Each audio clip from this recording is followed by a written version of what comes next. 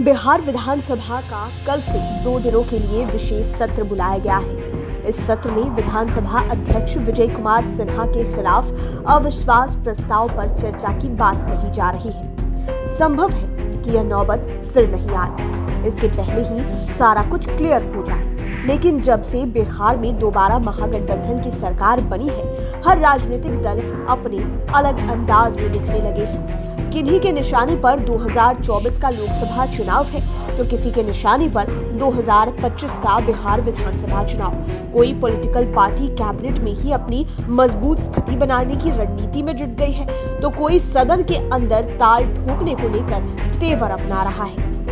Political experts की माने तो बिहार की सियासत का लोहा अभी गर्म है, इसलिए हर राजनीतिक दल अपने अपने ढंग से हथौड़ा मारने में लगा हुआ है और जिसे मौका मिल रहा है वह हथौड़ा मारने से पीछे हट भी नहीं रहा है। यदि कोई इस आपाधापी से दूर है तो वह सीपीआई माले है। वह पहले ही कह चुका है कि हम लोग सरकार में शामिल नहीं होंगे। उन्हें न मंत्री बनने का शौक है और न ही इसके नाम पर सुविधा लेने की ही ख्वाहिश है। उसे तो बस विकास विकास और विकास से मतलब है। पहले तो बीजेपी की ही बात कर लेते हैं।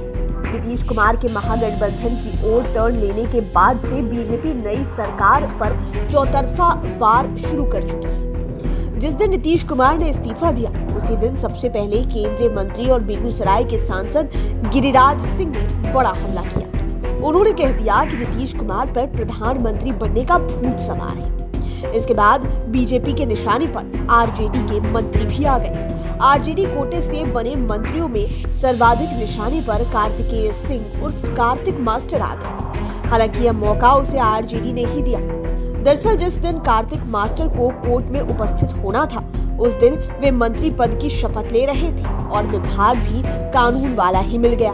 उन्हें लॉ मिनिस्टर की जिम्मेवारी दी गई। इसे लेकर खूब हो हंगामा हुआ, लेकिन एक केस में शाहनवाज का नाम आने और दूसरा कार्तिक मास्टर के नाम पर भूमिहार वोट बैंक बिगड़ने की आशंका को देखते हुए बीजेपी ने मामले को ठंडे बस्ते में डाल दिया। लेकिन आरजेडी कोटे से बने सुधाकर सिंह, डॉक्टर चंद्रशेखर, ललित यादव, सुरेंद्र यादव आदि मंत्रियों पर भी बवाल जारी है। पॉलिटिकल एक्सपर्ट और सीनियर जर्नलिस्ट वीरेंद्र यादव की माने तो बीजेपी अब नीतीश कुमार के प्रति थोड़ा मुलायम हो गई है। बीजेपी के नेता और संगठन के पदाधिकारी उनके प्रति कड़े हमले नहीं करेंगे।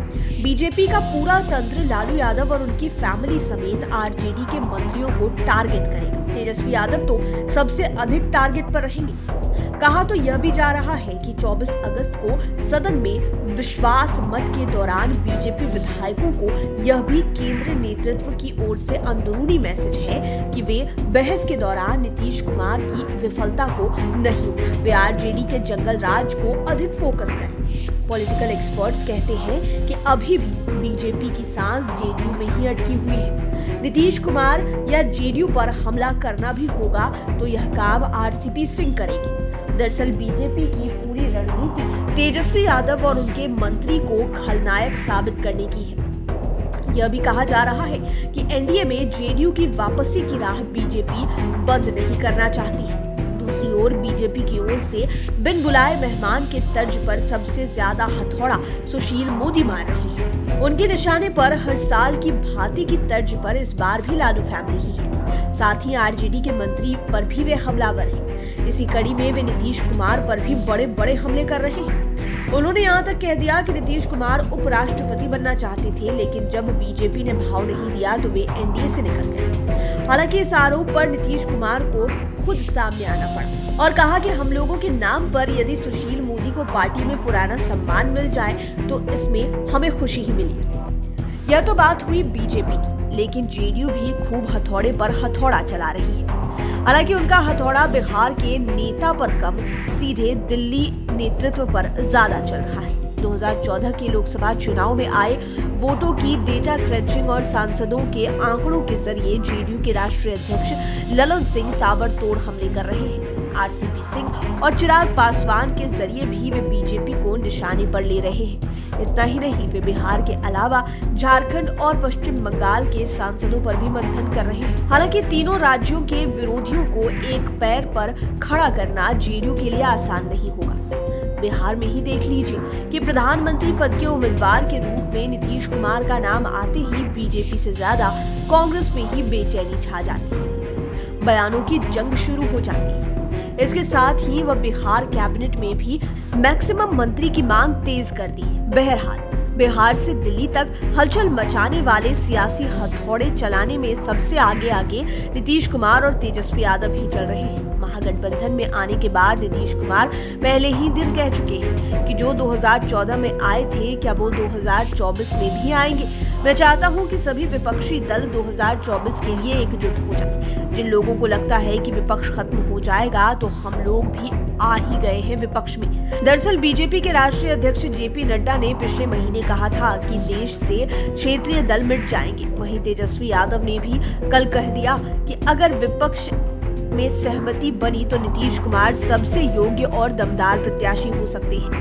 जेडीयू, आरजेडी, कांग्रेस एवं वाम दलों का एक मंच पर आ जाना विपक्षी एकता के लिए यह शुभ संकेत है। मैं पूरे विपक्ष की ओर से बोलने का दावा नहीं कर सकता, फिर भी अगर विचार किया जाए तो नीतीश जी निश्चित रूप से सबसे मजबूत प्रत्याशी हो सकते हैं। वह करीब 5 दशक से सामाजिक और राजनीतिक जीवन में है। जयप्रकाश नारायण और आरक्षण आंदोलनों में भाग लिया है। 37 वर्ष से ज्यादा संसदीय और प्रशासनिक अनुभव है। जमीनी स्तर पर अपार समर्थन भी है। बहरहाल कल महागठबंधन सरकार को बहुमत साबित करनी है। हालांकि यह केवल खाना पूर्ति है, इसके साथ ही स्पीकर विजय सिन्हा का भी जाना तय है। वहीं तमाम दलों की ओर से बयानों का सियासी हथौड़ों का चलना भी बिना रोक टोक जारी रहेगा।